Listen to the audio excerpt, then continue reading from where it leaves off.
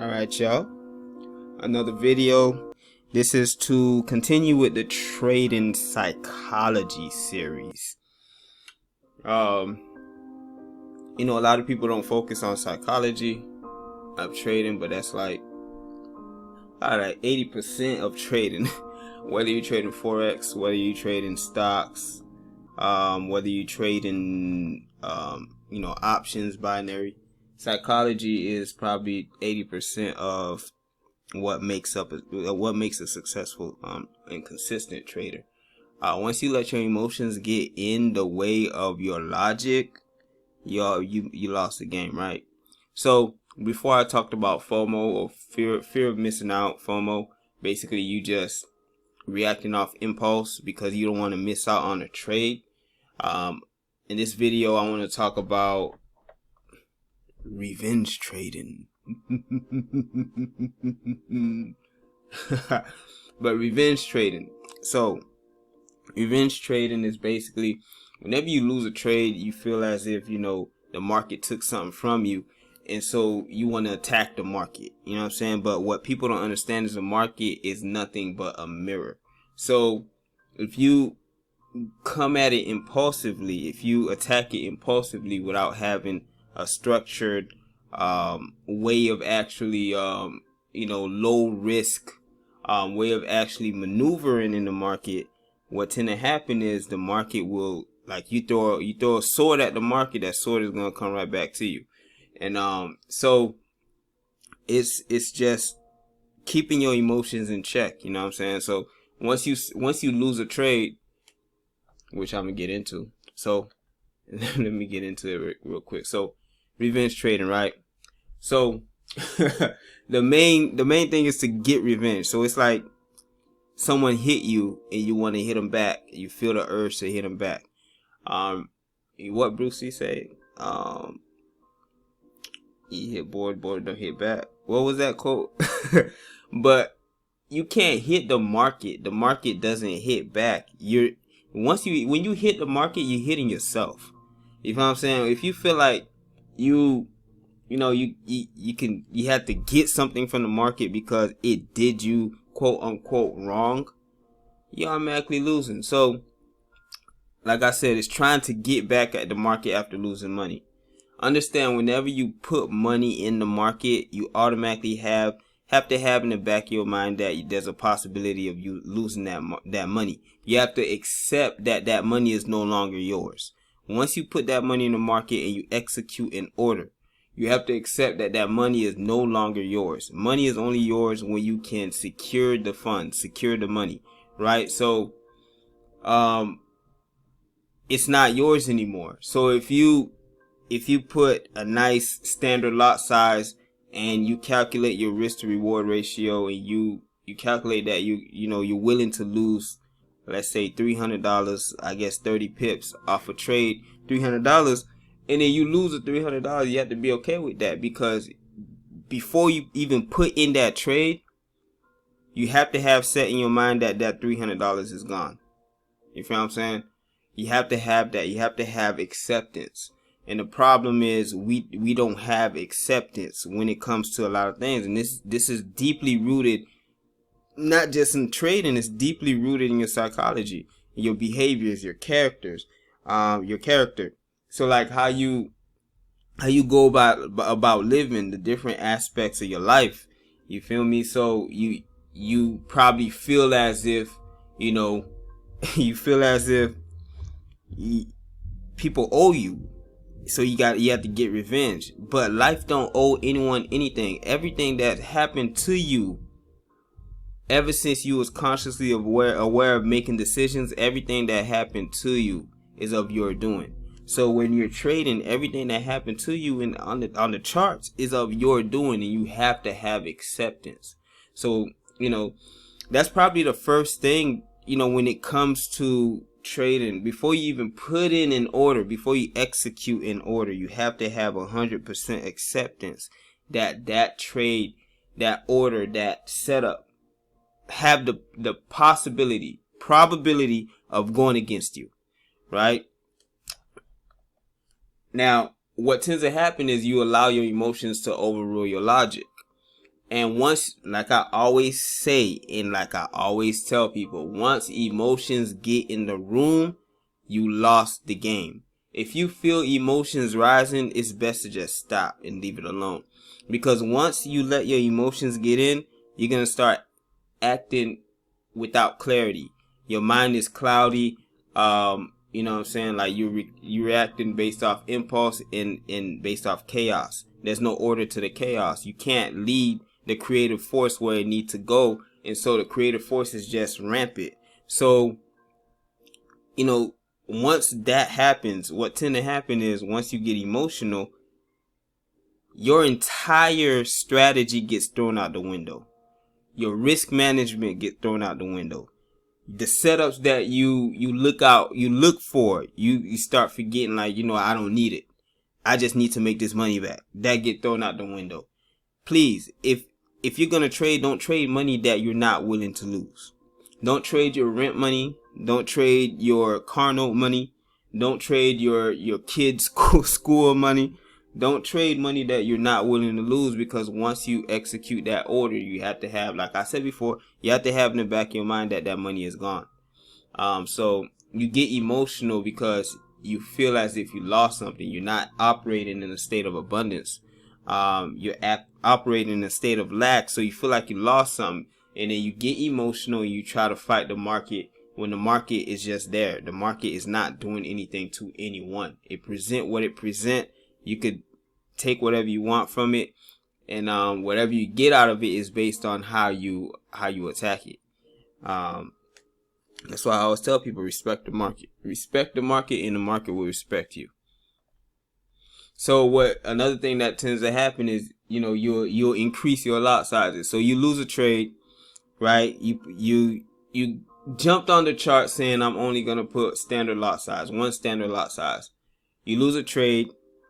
You lose a trade, you lose $300. So now you're like, okay, I want to make the $300 back fast. So let me put a 3 standard lot size. So now you end up losing $900, right? You end up losing again, right? So because you increase your lot size, and now the risk, you know, 3 standard lot, 30 pips, boom, $900 in the red. So now you lost the $900 and the $300, and you basically 1,200, 1,200 in the hole. And then you pissed off some more, and you just gonna keep on repeating the cycle, because like I said, you're not operating logically. You're operating in a habit loop that's based on the emotions, the circumstances that you're seeing, versus it's based on the effect and versus the cause of what's going on. So the way you're acting is a looped habit. A looped habit that you yourself can break by just stepping back and taking a breather to see exactly why you're losing and what's going on, instead of trying to force things to happen. You know what I'm saying? You can't, it's the same thing with any habit. You know, you can't force a habit to stop. You know what I'm saying? You have to understand what's going on, and then you have to get to the root of it. So same thing here, right? So now another thing, you'll probably execute more trades. And this is something that everyone who traded before, every trader goes through. Every trader go through this stuff, especially early on when they start trading and try to just make money instead of respecting the setups and respecting the chart. So you execute more trades. So instead of just putting one position, you'll probably throw like 5 positions, trying to get more money quicker, right? And then the setup is not even there. So instead of just putting 1 standard lot size or 2 standard lots, 2 orders of 1 standard each, you probably throw 5, right? And now you're more in the red, and now you're more pissed off, and it reinforces that cycle, right? So those are a few things that tends to happen when you get caught up in revenge trading. And it's basically, you're addicted to the rush now. Your adrenaline, all that stuff, it just start going, like your serotonin level, all that, it start going, and it turns from it, instead of being high probability trading, it goes from being that to just straight gambling. Now at this point, you're just gambling. Now you just spinning, you just the slots. That's it. You know You know what I'm saying? You have no strategy, no risk management, nothing to protect your money. You're just there for the rush of it. And so now, being that the chemicals that's in your brain that's responding to your actions, it's just gonna keep wanting more. So you're just gonna keep feeding it. You're just gonna keep on acting, and the habit loop is gonna be reinforced. So now it becomes an addiction versus a structured trading strategy versus a high probability, high reward, low risk setup. It becomes an addiction. It becomes gambling. And you know, when people gamble, they lose money. And you don't want to attack the market as if it's a casino, because you're going to blow your accounts and you're not going to be happy, right? Until you can stop this and stop attacking it like this, where you're just trying to rush to make some money, you know what I'm saying? You will never be successful until you can stop this. It's not about the rush. It's not about the addiction. It's not about the adrenaline, the serotonin level. It's not about any of that. Once you start feeling your serotonin level and your rush start going up and you start getting addicted, you have to be able to control that. You know what I'm saying? The way that we trade, in our group, we could trade basically every direction, up, down, left, right, whatever. So, you know what I'm saying? It's easy to get addicted because it's easy for us to get money out of the market. But at the same time, with great power comes great responsibility. It requires great responsibility, right? So that addiction, if not controlled, if not directed, that chaotic energy, if not directed, can lead to a trader's demise. So we have to set rules for ourselves in order for us to not to be overtaken by the rush and the addiction. Shit, man. I mean, we still just about addicted, but not in a way where it affects our results and compromise the actual structure and the rules that we set for ourselves. So once you get into a state of addiction and you can't control that, you need to step back away from the chart, because now it just becomes a problem, right? Now, revenge trading and how to stop. Now, this guy right here, he's happy now. He's happy. You know why he's happy? Because he learned how to stop. My guy is looking clean. You know what I'm saying? He's looking fresh. He's he's like, you know what? I got it. He's winning. Look, he's winning his trade. His trades right now, he's up on US 30 right now. You know what I'm saying? He's feeling good, right? Because he found out how to stop revenge trading. So first thing you need to do is pause and take a breather, man. It's okay. Step away from the charts. You don't have to be in front of the charts all day, every day. If you lose a trade, take a step back. It's okay. Take a step back, reevaluate, see where you messed up at, see what happened, and notate that. You know what I'm saying? Put it in a journal, so you can be aware of this thing that may happen again in the future. There's nothing, the chart doesn't present the same thing multiple times. There's not one event that happens again from the chart that, same exact time, same exact price, same exact position, but there are patterns that give you indications of what the chart is most likely, or price is most likely going to present. So, take a breather and understand what you missed. See if there's a pattern that's that you're missing, or a pattern that you need to pay attention to. See why. Ask yourself, why did you take this trade in the first place? You know what I'm saying? You have to have that self-talk. Why did I take this trade? What's the reason? Did I go over your steps? Boom. I seen this setup.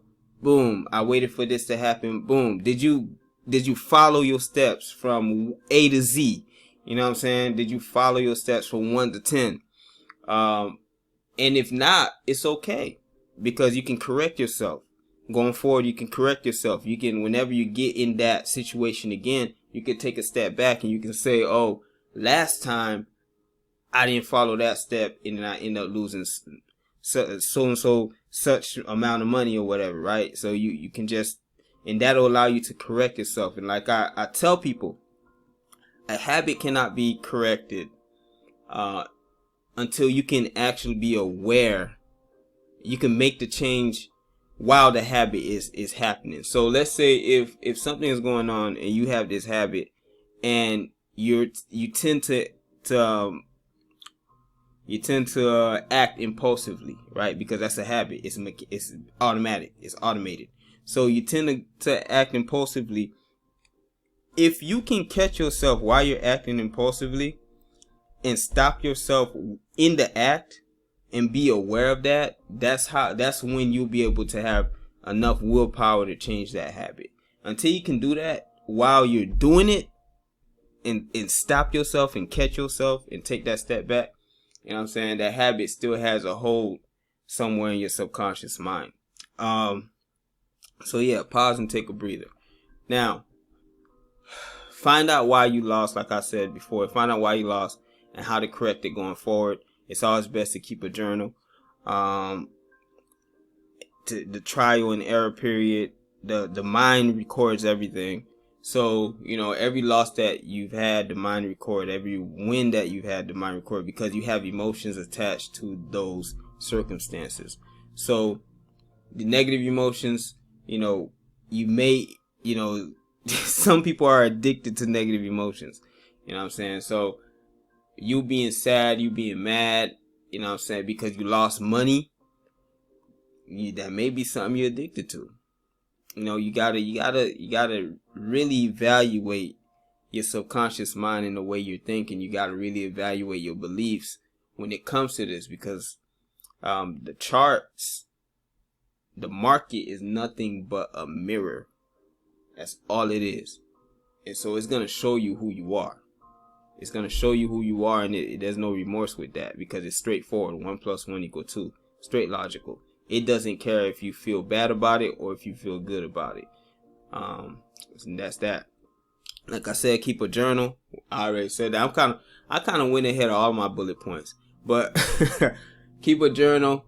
It's always good to keep records of, you know, your trades, how you feeling, why you took the trade, why you didn't take the trade, setups, you know what I'm saying? Like, it's always good to record that stuff, because with that comes you learning, and you learning what not to do, and you learning what to do. So the trial and error period, right?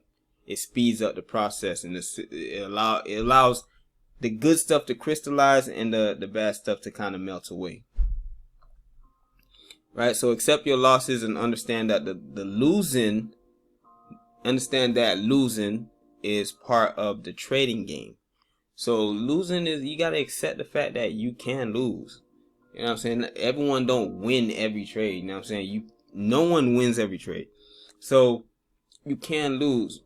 Before you even execute a trade, you have to have that acceptance that there's a possibility that you're going to lose that money.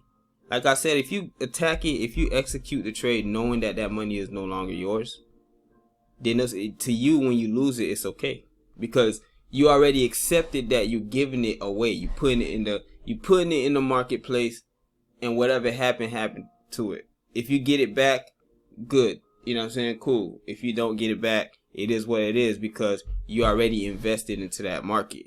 And with your investments comes lessons. And one of your lessons might be your losses. You feel what I'm saying? So every loss is in every investment, every money you put in the game, and that you lose is basically your tuition that you're paying to learn. You feel me? So it's, you know, hands-on learning is pretty it's probably the best way to learn. I mean, you could demo accounts. You could demo to kind of feel out how certain pairs work and stuff like that, and get a nice vibe with them. But you know, it is what it is. You know, people lose. You're gonna lose money. People lose money. People make money. But you always have to stick to your risk management, and you always have to stick to your plan. Once you let the emotions get in, then it's a wrap. Like I said before. So, to conclude, keep your head in the game. Stay 100% logical, 100% structured. When it comes to revenge trading, the best thing that you can do is just step away from the charts. If you have to shut down your computer, cut off your phone, walk away, take a walk, go to the beach, go to the gym, go eat some ice cream. No, I don't eat no ice cream, all that sugar. But go eat go eat some good food, you know what I'm saying? Just go relax. Listen to some music or something. Get away from the chart. You know what I'm saying? If you lose, you lost, right? But in order to stop yourself from getting into that cycle of revenge trading, step away from it. The first step to breaking a bad habit is making it invisible. Actually, that's not the first step. The first step is being aware of the bad habit. And in order to not have that bad habit happen, make it invisible. So if someone has a bad habit of smoking cigarettes, and they're aware of that, don't hand them a box of cigarettes. You know what I'm saying? Make it invisible. They need to make it invisible and replace that, that habit with something else, something good. So in order to stop yourself from revenge trading, make the possibility of you revenge trading, make that a non-possibility. Just cut it off. If you lose, step away, right? And just make it invisible. Cut the computer off, cut your phone off. So that's the major takeaway. Take a breather, step away from the chart, right? Be 100% logical, no emotions whatsoever. So please like. If you're watching this on YouTube, like. If you're watching this on Facebook, like. If you're watching this on Instagram, like. Like, share. If you feel as if this was some good information for for traders all over the world, because we don't really talk about psychology a lot. If you feel like this is some good information that you feel like people need to know this stuff, then share. If you don't, then you don't have to share. That's up to you. You know what I'm saying? But if you feel like this is good information, then share. And subscribe. If you're on YouTube, please subscribe. Every subscription is appreciated. Please subscribe. Please subscribe. If you're on Instagram, please follow. Every follow is appreciated. If you're on Facebook, do whatever. Right? So, like, share, subscribe, comment, show love, all that good stuff. So, resources are in the description box. So, whatever you need, man, like, I got a whole bunch of stuff I'm coming out with anyway. In the description box, you'll see a few goodies to help you on your trading journey, if you need them. You know what I'm saying? Like, if you need them. And that's about it, man. Subscribe. This is just, concluding the revenge trading